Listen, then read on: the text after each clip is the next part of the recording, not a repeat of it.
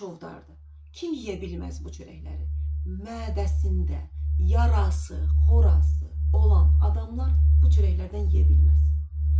Bəs mədəsində yarası, xorası olan adamlar hansı çörəkdən yeyə bilər? Bax bu çörəklərdən. Bəlkə oradan eyni görünür, amma eyni çörək deyil. Bu buğdanın qara növüdür, bu isə buğdanın siyirli növüdür. Mədə problemi yaşayan adamlar bu çörəkləri yeməlidir. Ümumiyyətlə, siz mənə WhatsApp-a bu nömrəni görürsünüz. Bax bu nömrəyə. WhatsApp-a yazanda probleminizi deyin, mən sizə probleminizə görə çörək verəcəm. Bax, dünən xanım burada o qədər çovdarı tərifləmişim ki, Qaracı 6 nəfər artıq WhatsApp-a yazar.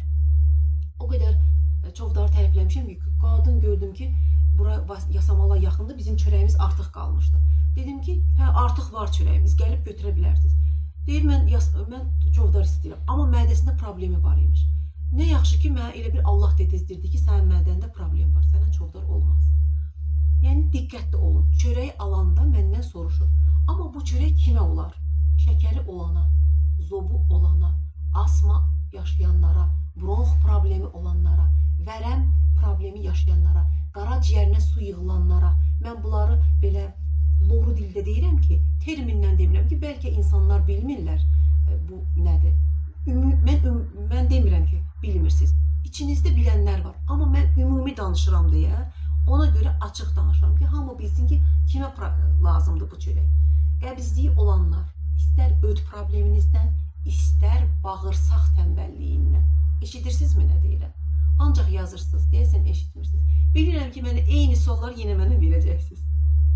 Yaxşı. Sonra zobu olanlar, şəkəri olanlar, qaraciyər piylənməsindən əziyyət çəkənlər, insulin dirəncindən əziyyət çəkənlər, ürəyində aparat, anjul, stent olunanlar. Bax, bu çörəyi sizin üçün hazırlamışam. Bağırsaqda göbələyi olanlar, yaxşı, bağırsaqda göbələyi olanlar.